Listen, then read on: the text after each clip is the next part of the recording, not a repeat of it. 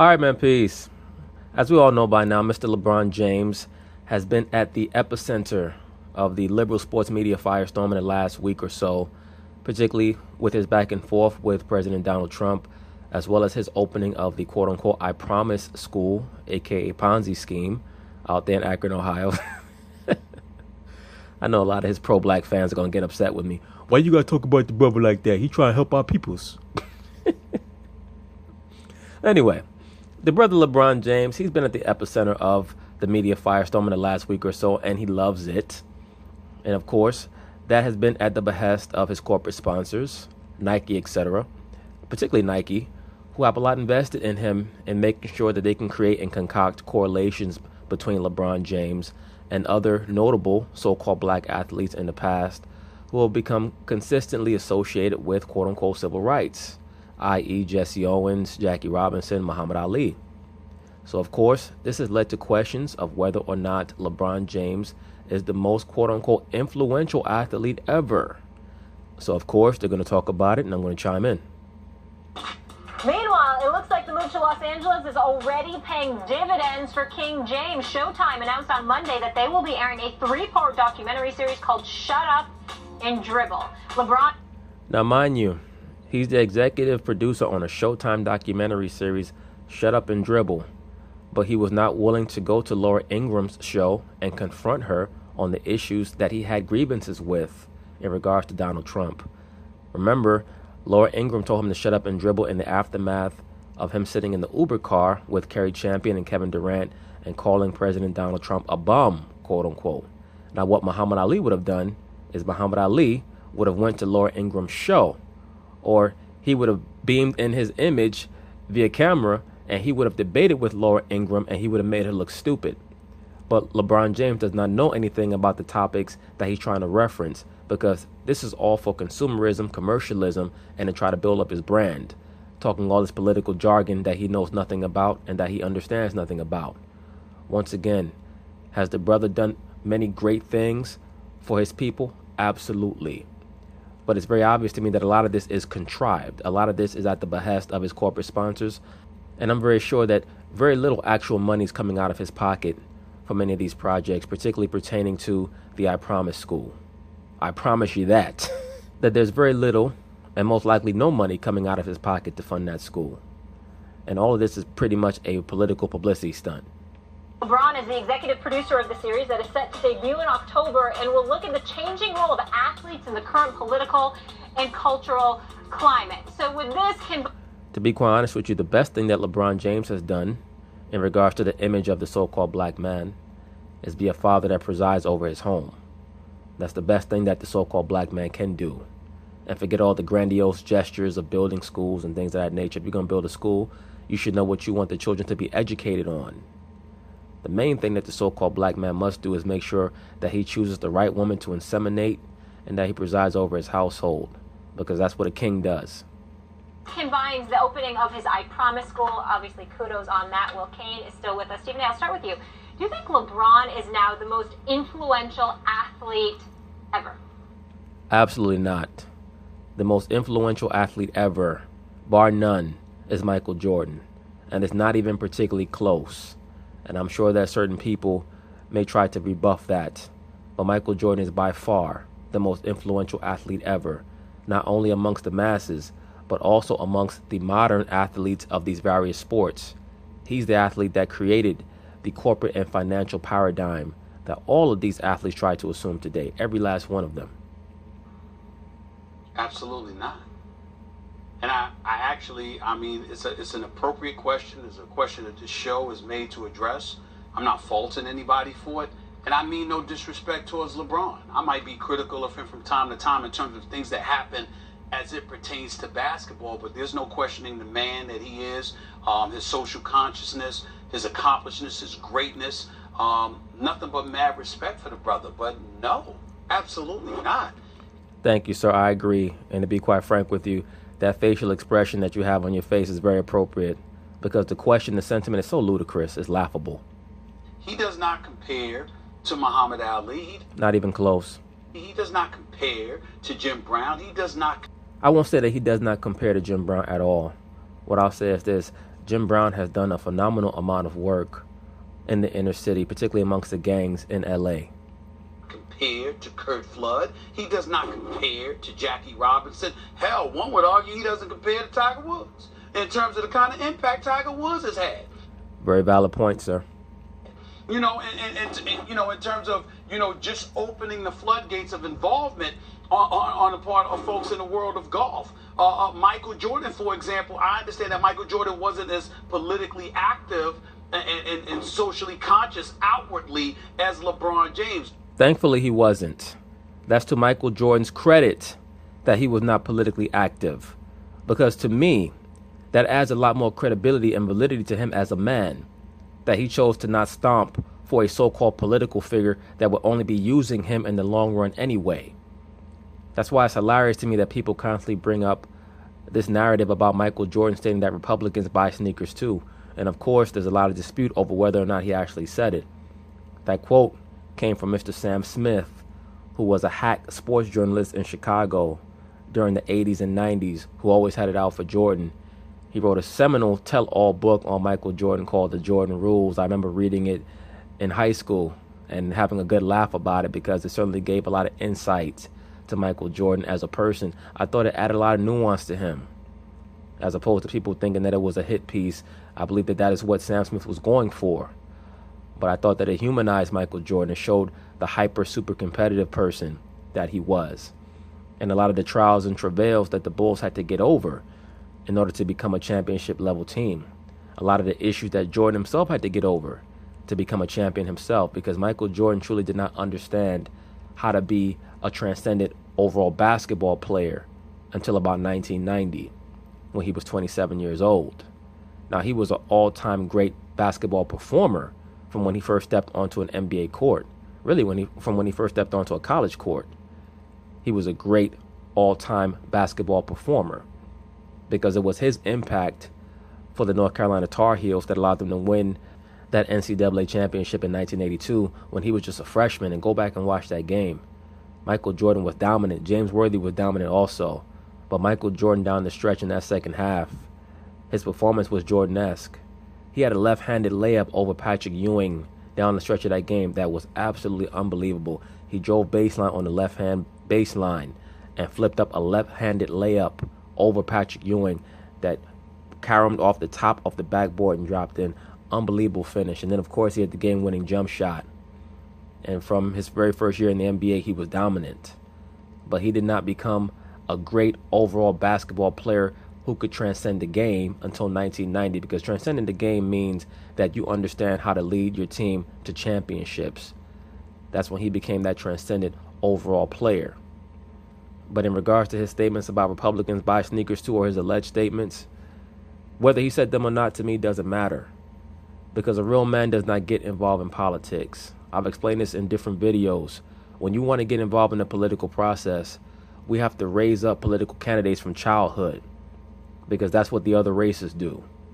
The so-called Jews, Caucasians, Asians, etc., they raise up children from infancy damn near to be political figures, because all a politician is supposed to act as is basically an emissary. Their job is to let the congressional or august body, or whatever you want to call that political body that they have to become a member of what their constituency wants.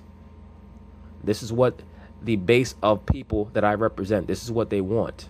In order for them to know that, they have to be raised up on how to represent their own from childhood. The only way that that can occur is for our people to have a strong culture. And the only way for our people to have a strong culture is for the men to reassume their role as decision makers, as code makers and code keepers. That's it. We can't look at somebody on TV like a Barack Obama and ever think that he was placed into power as the president to represent so-called black people. That's silly. It's nonsense. This society is a corporation. Every society across the globe is a corporation. That's why they call presidents and prime ministers. They're no longer called kings, because they're not allowed to have royal titles. That means all they are servants. A prime minister, that means that you're the primary servant. A minister is a servant. That's all he is. When you're a president, that means you preside, you sit in. That's it. Comes from the Latin, pre sedere, right? Sedere means to sit. When you're sedentary, that means that you're sitting. When you preside, that means that you sit before. That's it.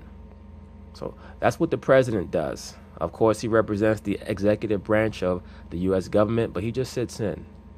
He has a certain amount of power, just like a high-level administrative assistant or executive assistant has a high level of power. But he reports to people also. That's what the president does. So once again, I'm just trying to help you brothers out there understand what it means to become involved in politics.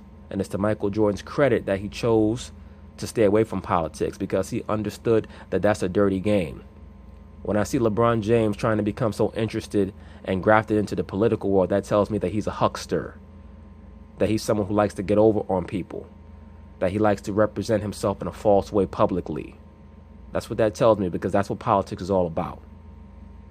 But the doors that Michael Jordan opened for everybody, you couldn't look at an athlete as just an athlete or just a social activist once Michael Jordan came around. Michael Jordan... Thank you, sir. Now, did you hear what Stephen A. Smith stated? He said that after Michael Jordan, you could not look at a top-level athlete as just an athlete or a social activist. Why did Stephen A. Smith say just a social activist? Because Stephen A. Smith understands that, as I've stated in other videos, all an activist is a loudmouth. That's all an activist is. And for the most part, activists run Ponzi schemes, aka foundations, where you have to donate to their foundation. And they take 70% of the money donated to them and spend it on their damn self. And then when they get audited, they want to get on camera and cry. Magic Johnson, these individuals took the African-American athlete mainstream. LeBron James and what he has become would not have been possible if those doors weren't opened by those individuals. Thank you, sir. Once again, because not only LeBron James and other top-level NBA athletes can make more money off the court, hell, they can make double what they make in salary just off their sneaker contract. The top NBA players are making almost double in their sneaker contract what they're making on the floor. That's why LeBron James can talk shit all day on Twitter about Donald Trump, because he knows that even if the NBA were to drop him from the league for making so-called controversial statements about the president, he has guaranteed money coming in. And plus, Nike is on his side, because Nike has an issue with Donald Trump because of a lot of the tariffs and a lot of the policies that he has against American companies that get their products made overseas. And last but not least, let me say this. And this is not a popular statement, but I'm going to say it anyway. I'm incredibly grateful for what I've seen from him, CP3, Melo, and Dwayne Wade, and their activism and their philanthropy. And there's no disrespect whatsoever. I applaud them, got mad love for them. Sound like you're about to say something very truthful, sir. Whenever people say no disrespect, I know that for a fact because I do it a lot. When we say no disrespect, it's because we're about to say something very truthful that we know most people are not going to like, because we're going to say something about one of their idols. But the word sacrifice is appropriate here. What sacrifices? You're making hundreds of millions of dollars. The positions that you've taken have been, for the most part, very popular. Like when they got up at the ESPYs, who's going to disagree with you saying the violence has to stop? Thank you, sir. I've been saying that for the longest time. Damn. Stephen A. Smith must have drank some very strong coffee that morning, because he seems very alert and very aware. Very courageous, too. Good for you, sir. Because it's certainly not popular to not kiss LeBron James's ass. Because remember, he's saving the black race with his Ponzi scheme school out there in Akron, Ohio, that's going to send 240 kids to school with free tuition and then send them to college for free, and that's a great thing. But he's not paying for a dime of it. They're just putting his name on it to boost his mass profile all across the world. That's it. That's all it is. He just acts as a representation of Nike interests. Once again, look it up yourself. The taxpayers of Akron will be paying for the school from its inception.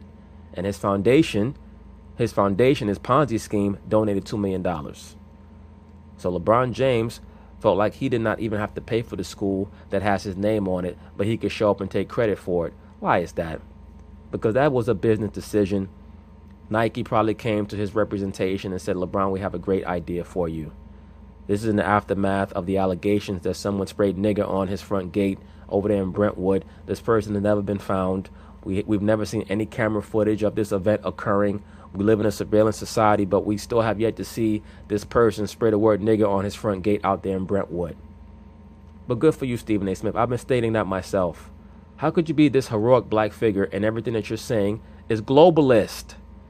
There's nothing that LeBron James is saying that's centered around so-called black people. It's all about everybody coming together. He's a Luciferian. He's a globalist. I don't know why Negroes can't get that, why they can't grasp that. He's an asset of Nike. He's a corporate pawn. That's all a cat is, man. I'm not saying that he does not mean well in his mind. It's like the video I made about Martin Luther King. A lot of Luciferian Negroes got upset with me. Why is that? Because Martin Luther King was the so-called black man of the 20th century that changed the paradigm. He's the one that convinced so-called black people that their life should only exist as long as they seek out that hug. He's the one that made that thought process palatable. And LeBron James is an MLK Negro. What do I mean by that? He's a corporate pawn. There are Marxists behind the scenes that are puppeting him. And he doesn't care because it's going to improve his profile. That's all it's about. Once again, like Stephen A. Smith said, what has he said that has gone against the grain? Has LeBron James came on TV and said homosexuality and lesbianism is being promoted in our communities and it's wrong? Has he said that? Has he said the so-called black man needs to take back over control of his household? Has he said that? He said none of those things. Everybody knows you're right. The positions that they have taken have not been quote unquote controversial. It hasn't been something that puts you in the line of fire, and that lion's den. Thank you, sir. Like Muhammad Ali was placed into. Now that was a person who was willing to give it all up. Muhammad Ali. That I'm talking about. And that's where, when you talk about influential, nah. Well, I think compared to the guy. Very good point. Right. I don't know if that is completely germane to influence. You may be very influential, although maybe it is. But that's what I'm talking. In order to, that's my definition. Is all I'm saying. That's my definition. What you mean by influence is change, and if you're changing the status quo, usually that comes at some personal and/or professional risk. Muhammad Ali is more influential. Right, but what status quo is LeBron James changing? Now, we could say in the sports world, he's changed the status quo, and that's what I give LeBron James credit for. He had the courage and the understanding to help many of these other athletes, not just in the NBA, but all over the sports world, understand that you're not supposed to have any sense of loyalty to a city or to a franchise, because all they view you as is as an asset. So they can move you around however they want. So as long as they have that mentality, you should have the mentality to move around whenever you want. That's what I give LeBron James a great amount of credit for. Influential, different league than LeBron James. Joe Louis, the same thing, when he knocked out Max Schmeling in New York in front of Hitler's high command to disprove the myth of the Aryan race. That was, the world stopped spinning on its axis for a second. Right, but Joe Louis was also a pawn of the U.S. government. When Joe Louis knocked out Max Schmeling, that was meant to be a dent in the Nazi ideology, because they were trying to build up the oncoming confrontation between the United States and certain Western European powers against the Axis powers. So that's all Joe Louis was. Because the Caucasians in America, they believed, just like the Aryans did in Germany, that the white man was superior to the so-called black man. So they used Joe Louis up. Used him up until he was dry like a raisin. And if it wasn't for his good Luciferian friend, Frank Sinatra, he would have died probably in an alleyway. Frank Sinatra got him a job as a greeter at a casino in Las Vegas, because Frank Sinatra used to run Las Vegas. Frank Sinatra was very, very high on the totem pole in the Luciferian world. He was a major MK programmer and handler, Frank Sinatra was. Second, axis, so to speak. By the way, same thing with Jesse Owens, when he dusted everyone in the Olympics. Same thing with Jackie Robinson when he broke the color line, right? Yes, all three of them Luciferian pawns. Jackie Robinson was an asset of the Rockefellers. When you talk about influence in this country, we're primarily talking about progress on racial issues, because the issue of race is Jackie Robinson also a Luciferian as well. 32nd degree Mason, I believe. Wore number 42, or number 42 was given to him to wear to represent the 42 books of Tahuti, meaning as above, so below. Remember, Tahuti is Kush, a.k.a. Pan.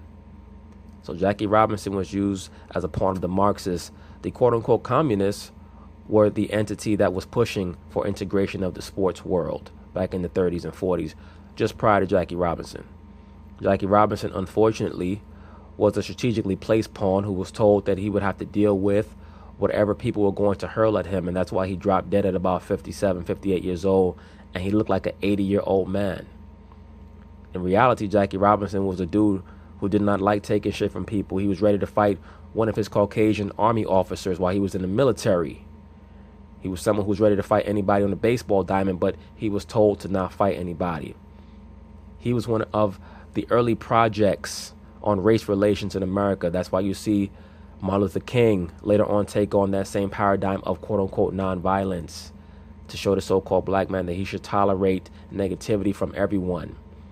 Now, that's how the trickle-down effect to today, where the so-called black man believes that everyone is above him and he's supposed to tolerate everybody's bullshit. Of course, when I say so-called black man, I'm not talking about all you brothers, but that's a major problem with the so-called black man. You have to know what's beneath you. Everything is not above you. A lot of things are beneath you. And no, you should not tolerate bullshit from people. It's not your job. You're not a toilet. It doesn't mean that you have to get violent, but you have to let people know that you're not going to tolerate their nonsense because it's beneath you. Social and cultural issue in the history of America because of America's original sin of slavery. And so it's the biggest, but it's not the only, Max. Of course, by the way, if we're talking about influential, Babe Ruth popularized the home run and turned baseball into America's favorite sport for 50 years plus. So there are various ways to influence things. I would say this. Babe Ruth, also a very interesting person. His grandmother, I believe on his mother's side, was a so-called black woman. You can tell when you look at Babe Ruth that he has some so-called black admixture. He used to get into a lot of fights when he played baseball because members of the opposing team would hurl racial insults at him. They used to call him nigger lips. And Babe Ruth would go into the opposing team's dugout and have fist fights with those players, particularly after the game. Babe Ruth was no joke. He used to like to visit so-called black orphanages because he knew that he had a black lineage. This. LeBron James is the most influential athlete in the world today, and I would say that LeBron James is the most influential athlete in the NBA. If I was to say who's the most influential athlete in American sports, I would say Floyd Mayweather. Over the past 15 years, Floyd Mayweather has been the most influential athlete. He was the first so-called black athlete who was not scared to say to the corporate paradigm, kiss my ass, I'm going to do it my way. No, I'm not going to be a pawn for you. I'm not going to be a globalist pawn and talk about equality and everybody loving each other and holding hands. That's what LeBron James has to do. He has to do that. Because if he doesn't, that's when they're going to take his contract away from him. Once again, LeBron James is a corporate pawn. I would say he's actually had comparable influence to maybe even a Jim Brown or someone like that. I disagree. I think he's emphatically with that. Because his influence is not just at a time of segregation, he stood up for X or Y. It's the fact that he is actually doing work. He's lending his voice, for example, anti-Trump, and not mincing words, called him a bum. Right, but how is he doing work? What you mean by that is that he agrees with your political ideologies and with your agenda against Trump. So once again, brothers, and I've been stating this since my channel's inception, behind every liberal black man or liberal so-called black man is a liberal Caucasian. That is why Max Kellerman loves LeBron James so much, because he's a Marxist as well. And he understands that the ideologies that LeBron James is pushing are at the behest of Nike interests. And Nike interests are always going to be according to the international bankers. And it's always going to be to push the Hegelian dialectic, try to create as much chaos as possible. What exactly are these prominent so-called black athletes doing when they try to harass and attack Trump so much? What are they really doing? Are they going to get Trump out of the White House? Absolutely not. Absolutely not. Instead of being concerned about Trump, be concerned about what we as so-called black men need to do to recommandeer our homes and take back over the homes. That's what we need to be focused on. Not nonsense and rhetoric from the Caucasian liberal media that's trying to use you as a foot soldier and make you the front line and take all the casualties.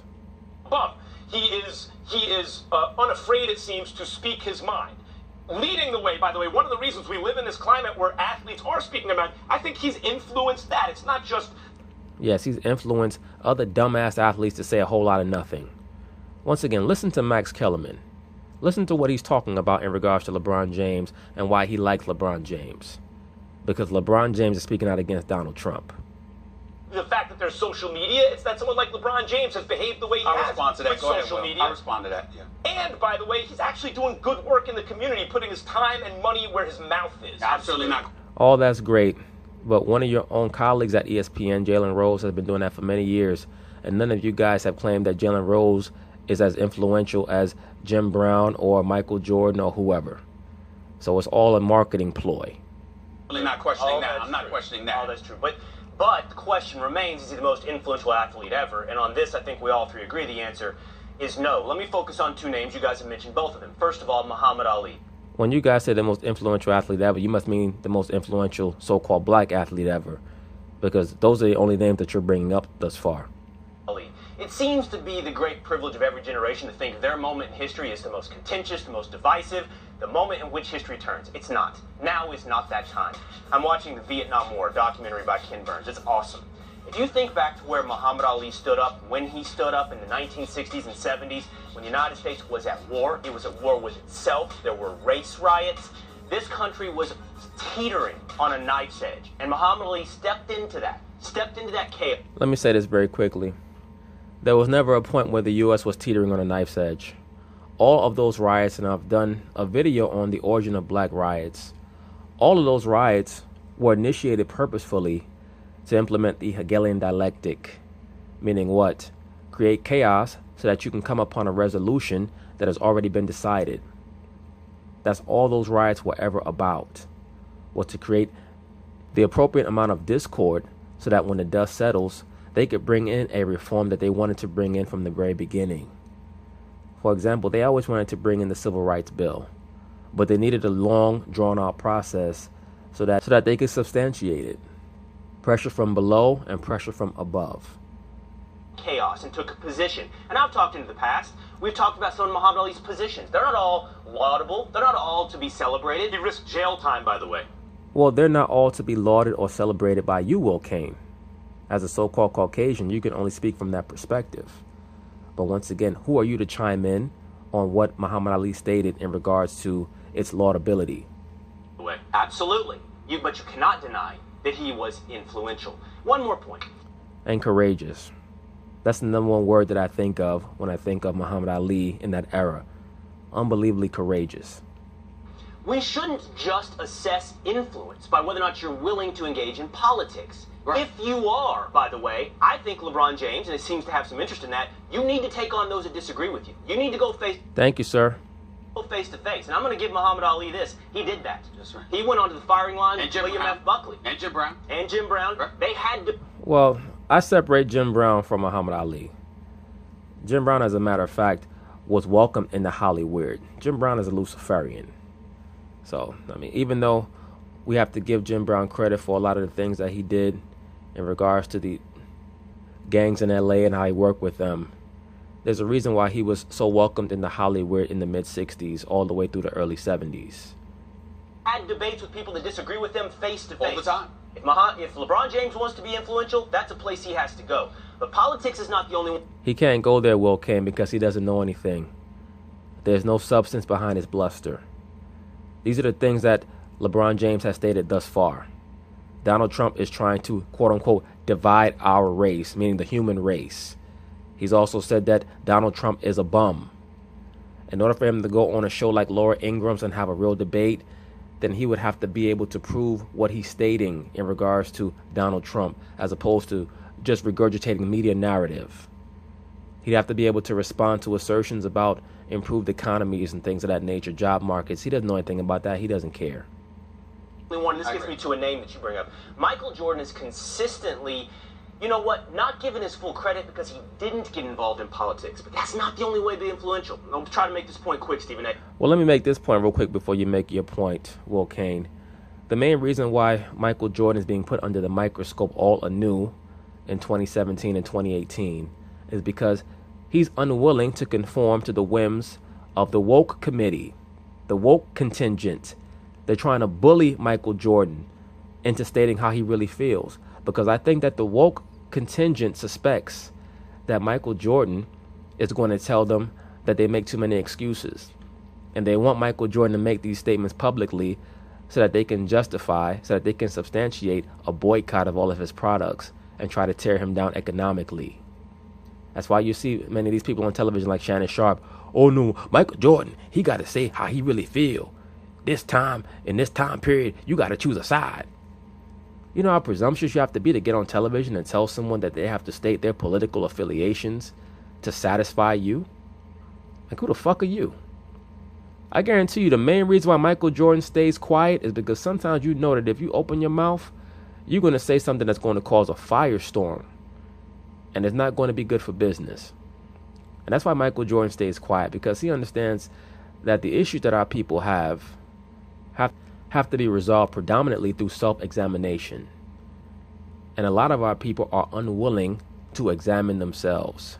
It's easier to point at everyone else. That's why I've always stated the rapport between many of the members of our people with the quote-unquote white man is like a toxic relationship where two people are always arguing, they're always fighting, but they're unwilling to break it off. And when I say they, I'm talking predominantly about our people, so-called black people. So-called black people are unwilling to break off this rapport, this relationship dynamic that's been toxic for decades and centuries, because they know that in their heart, they don't believe that they can carry a society on their own. Because our people have been so broken down in regards to ordinances of functionality that their mentality is, we can't run a system on our own. We can't administrate. We don't know what it is to divvy up responsibilities, because for so long we've had the white man tell us what to do and how to do it. So what we're going to do, we're just going to keep arguing with him and try to guilt trip him into giving us a hug. And that's truly all being pro-black is all about. I think that people sometimes wonder why I rail against the pro-blacks. It's because I know that they're full of shit. So-called pro-blacks are just pro-white. That's all they are. Stephen A., in the awesome OJ documentary by ESPN, 30 for 30, they talk about OJ, the OJ of the 1970s. He didn't want to do what Jim Brown did. He didn't want to do what Kareem Abdul-Jabbar did. But you know what he did? He was in commercials. They talk about, I believe there was a toothpaste commercial, a Hertz commercial, and little black kids all across this country said, I didn't know that. That's right. We can be in commercials. And when I was a kid and I first started watching football, O.J. Simpson was a sideline reporter. And I remember thinking of O.J. Simpson the same as Ahmad Rashad.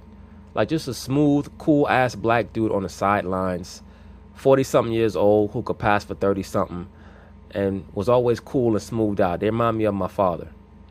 I never looked at O.J. Simpson and said, oh, he's failing the black community. I wasn't thinking about none of that. And that's why I think a lot of that is a mindset. Once again, the so-called black man has to recommandeer his household. First off, discipline himself. And I say this all the time, brothers. There's nothing wrong with you being by yourself for a while. But if you don't have your shit together, don't try to initiate a serious relationship with any woman. Because it's not going to help you. It's not going to help her. The woman is not a three-dimensional thinker.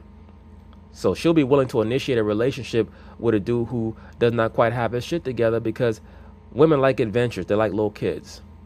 And then 6 months, 8 months, a year and a half down the line, she's going to be complaining about shit that she already knew was going to transpire, but she did it anyway because she likes chaos.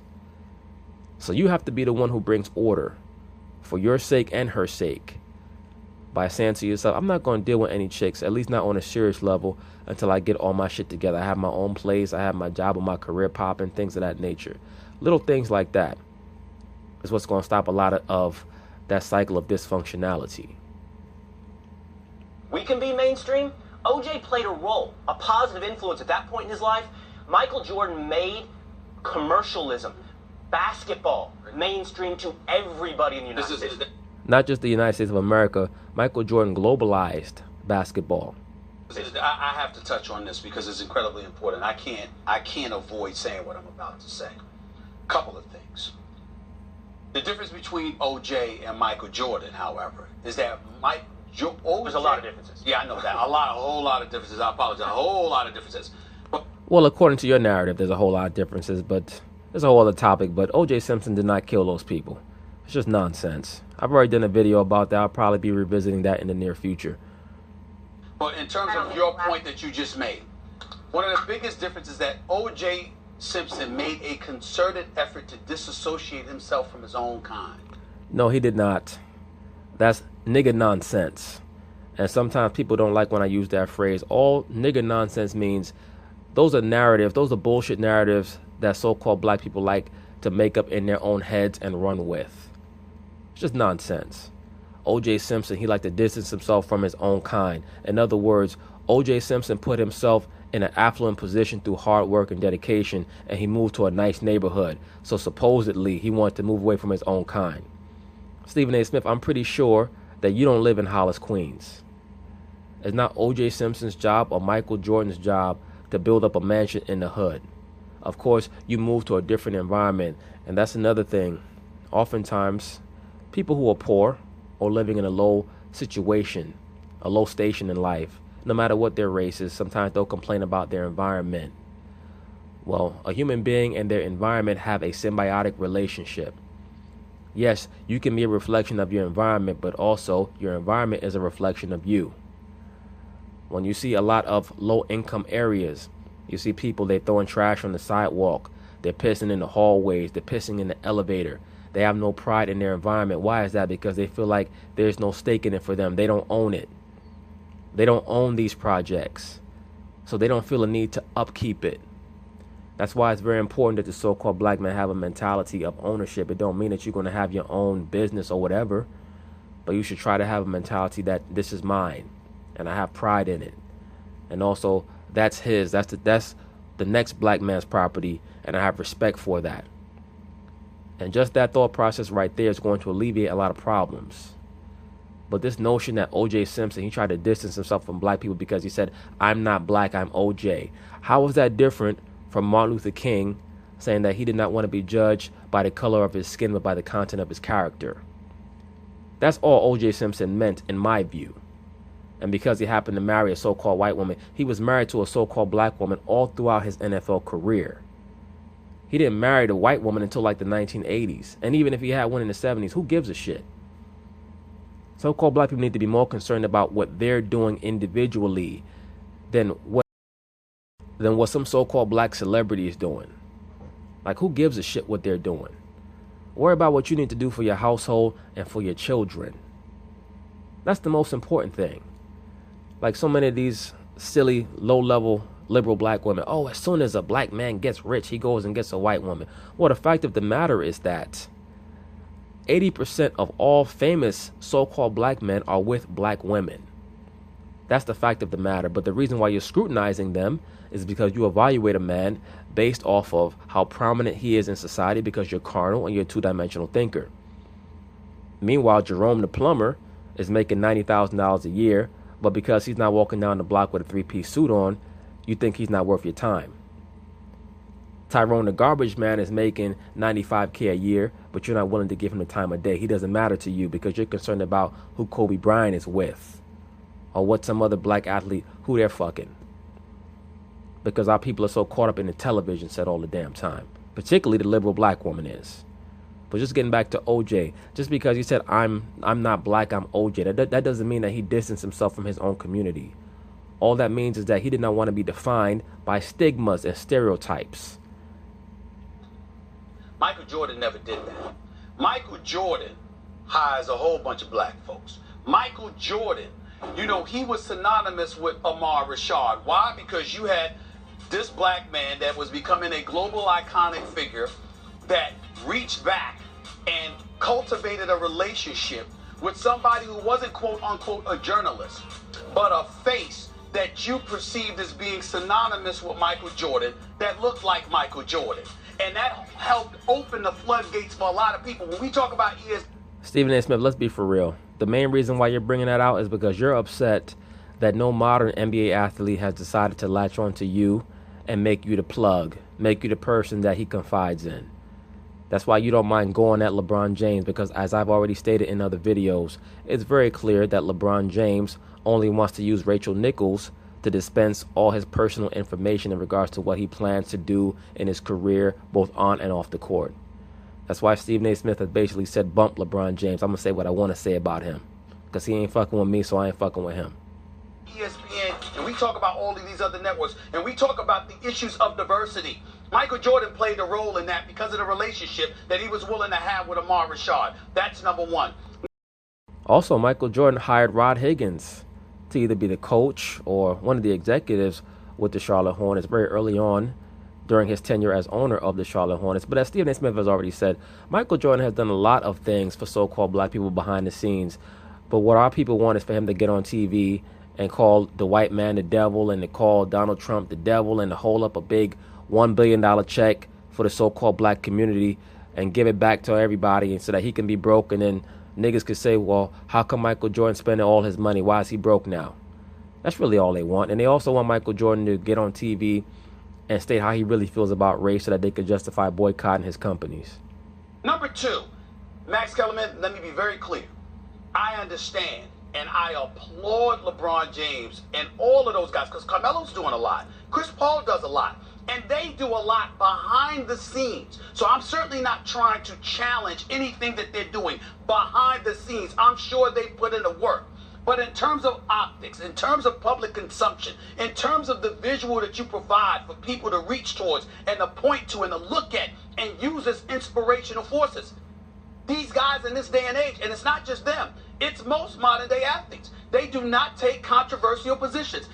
Because, Stephen A. Smith, they're not smart enough to go against the modus operandi of this society on the liberal side. They're not smart enough. And a lot of those guys are mama's boys. Now, you had Chris Paul, who had a dad in his life. But not to digress, I think Chris Paul is an MK athlete anyway. I've already covered him in a video that I did, I believe, the one where I stated Chris Bosh agrees with Chronicles of Judah 144. I was delving into Chris Paul as well. Would not surprise me if all four of those dudes are Monarch athletes, but the only ones that I could say for sure are LeBron and Chris Paul. But just getting back to the point, they don't know enough about real society to speak with any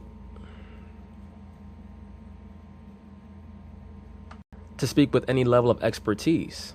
And it's only when you have a certain level of expertise, or at least familiarity, that you can say, I disagree with what's going on in society in this way or in that way.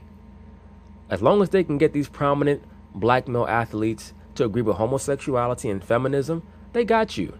And to be quite frank with you, if you agree with that, there's nothing that you could tell me on any real issue. I'm not concerned with anything else that you have to say because you're Luciferian. And beyond that, you have a very low self-image as a so-called black man when you decide that you're going to conform to those ideologies of homosexual empowerment and feminism. There's nothing that I want to hear from you after that. And when you see these Nike assets like LeBron James and Kevin Durant and these guys, that's what they're down with. That's why you always hear them use those terms and connect them and correlate them. A civil rights issue and a homosexual rights issue and a feminist issue, because they want the so-called black man to believe that we should throw our hats in with these other movements. They jump on the bandwagon of what they know most people will agree with and won't give them pushback for. I agree with you, sir. And you know what makes that bad and, dare I say, weak? Well, it's definitely weak, but once again, I think that you're putting way too much pressure on an athlete to, number one, be aware of everything going on in society. Number two, be intelligent enough to speak against it. That's why I've stated for the longest time that no, black athletes are not leaders. They're minstrels. And when I use that term minstrel, I'm not using it in a derogatory way. It's just factual. It's factual. A minstrel is a servant. A minstrel is an entertainer. That's their job. And the reason why they're put in such prominent positions to speak on serious issues is to mock the regular so-called black man. Because once you have confirmed within your mind that a basketball player and a football player and a boxer or whoever is an idol for you to follow sheepishly, then you're going to agree with everything that they do. And it's going to take away your ability to properly evaluate what's going on in society. You have the individuals that we've alluded to. They were that way before they made any money. They were that way putting their money and their future earnings on the line to take these positions. You've got brothers making 9 figures and scared to take a position unless they know for the most part people are going to agree with them. You know why that is, sir? Because when you're an MK asset or when you're just a corporate whore, they can go to their bank account tomorrow and it be triple zeros. That's why. Nike can take every penny out of their account and they won't know what the hell to do after that.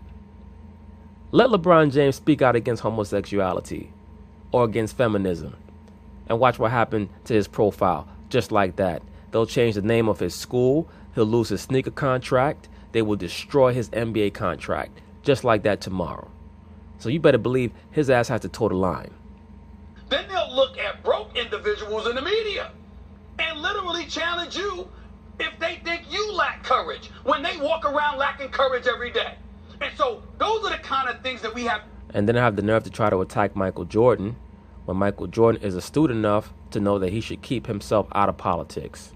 We have to pay attention to, particularly when it comes to these guys. I'm not talking about behind the scenes because I don't know all the nuances, but I know they do their work and that they care. But there's a lot. I'm not talking about them specifically, but there's a lot of the modern day athlete. They want credit for stuff that they jump on the bandwagon and do, and they are devoid of courage. They don't want to rock the boat and potentially compromise their potential earnings when they've already made 9 figures. And let me say this, I have no problem with that because I don't look at any of these guys as leaders. The problem comes in when they try to all gang up on old school athletes from the 80s and 90s and claim they were too scared to say anything. And nigga, you're not saying anything. All you're doing is repeating what the liberal Caucasians told you to say. I hate Trump. Trump is a bum. And we need to stand up for homosexuals and lesbians and feminists because they're going through the same plight as us. No, nigga, they're not. So you're not impressing me. And just to hear you say something like that, you know what? Maybe you do need to shut up and dribble. People that we talked about the personal sacrifice, and obviously it's a different time. It's hard to compare. But I do want to ask you this because LeBron is far from done. Can he ever become the most influential athlete? I don't think so. Unless, once upon a time, if you said some community organizer from Chicago, could he become more influential than, an African-American man, than someone like Malcolm X or someone like that, you'd say, no way. And then Barack Obama wound up becoming president of the United States. And Barack Obama is not as influential as Malcolm X. But once again, this is very consistent with the liberal Caucasian, especially the liberal Caucasian Jew. They think that they can tell so-called black people who they should find more influential. In other words, I'm going to tell you who you should follow because I know what's best for you.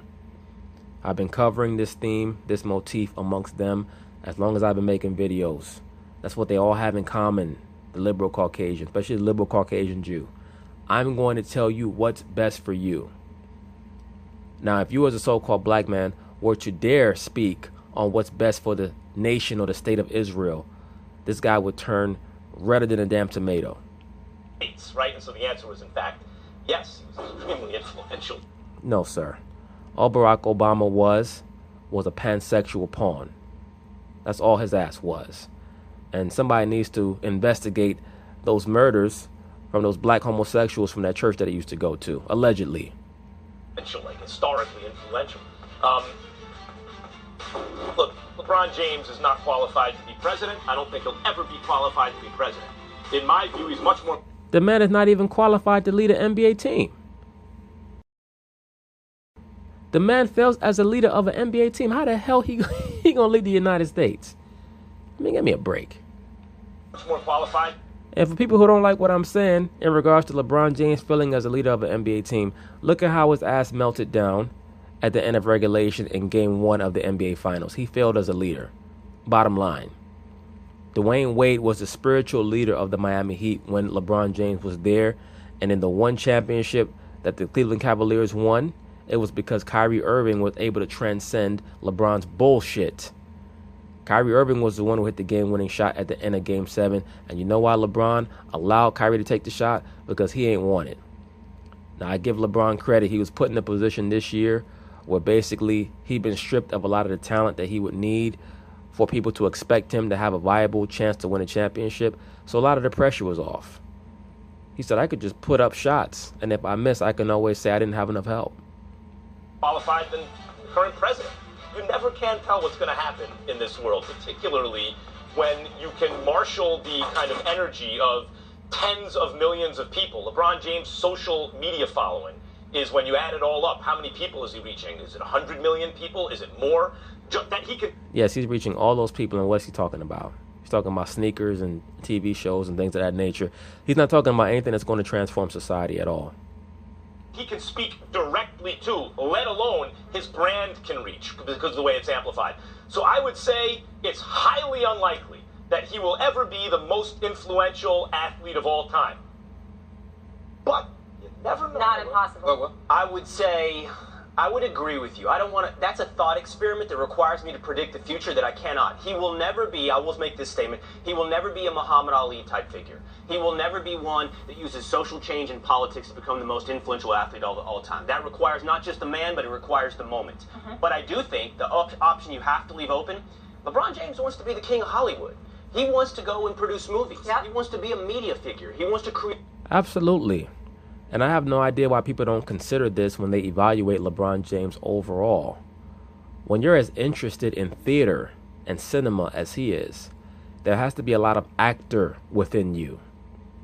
I'm going to say this again. When you're as interested in theater and cinema as he is, there has to be a lot of actor in you. Create a new media company. I do think you have to consider that 30, 40 years down the line, we look to go, has he supplanted Michael Jordan as the figure that necessarily didn't become influential through politics, but through commercialism, through capitalism, through messaging, through media? That's certainly possible. It's far more simplistic of an answer as far as I'm concerned. There is no athlete that exists in the modern era that will ever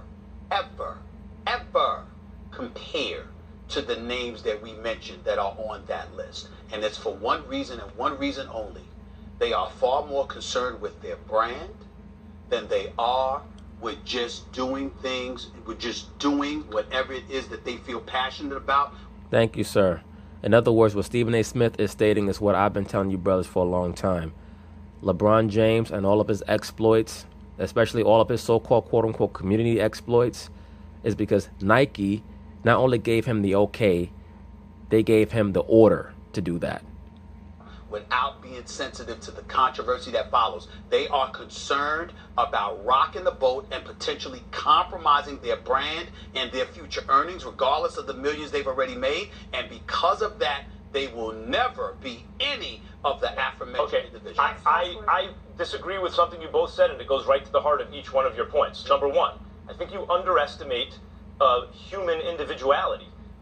Yes, it appears that way right now. And yet, in a moment of truth, maybe LeBron James or someone else says, you know what? This is more important than my brand or all the money in the world. I doubt that, sir. I seriously doubt that. Especially when Nike is convincing LeBron James, through a lot of their Luciferian globalist principles, that it's best for him to be woke. I don't believe that LeBron James thinks that Nike is telling him to do anything that he disagrees with. So that's the real problem. Does LeBron James actually disagree with anything that Nike is telling him in regards to what he says about quote-unquote race or society? Because just looking at how he was raised, he certainly has a lot of feminine energy on him. And we know for the most part that the feminine principle is certainly copacetic with globalism. That's why I tell you brothers all the time, the three main aspects of the modern liberal female is that she's a racialist, she's a globalist, and she's a feminist. All right? Those are the three aspects of the woman. And LeBron James has a lot of feminine energy because he was raised by his mother. So does he even have the understanding to disagree with Nike when they tell him to make sure that he aligns the feminist movement and the homosexual movement with so-called black civil rights? Can he really even differentiate in regards to nuance? I mean, that's asking a lot of heavy questions that I really don't think we'll ever get the answer to unless we had LeBron James bugged and found out what he really thinks about things. Because to me, he's an actor.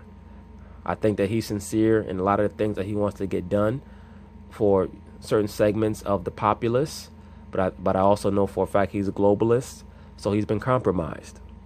We don't know. But I never said that no. They have not been tested that way. I never said they could. Oh no. They have been tested. They have been Colin Kaepernick sacrificed his career, what was left of it, on the altar of an issue he believed. He didn't know that's what. Yes, the altar that he sacrificed, quote unquote, sacrificed his career on was a veneration of Lucifer. He's a Luciferian, aka a Marxist. That's a fact.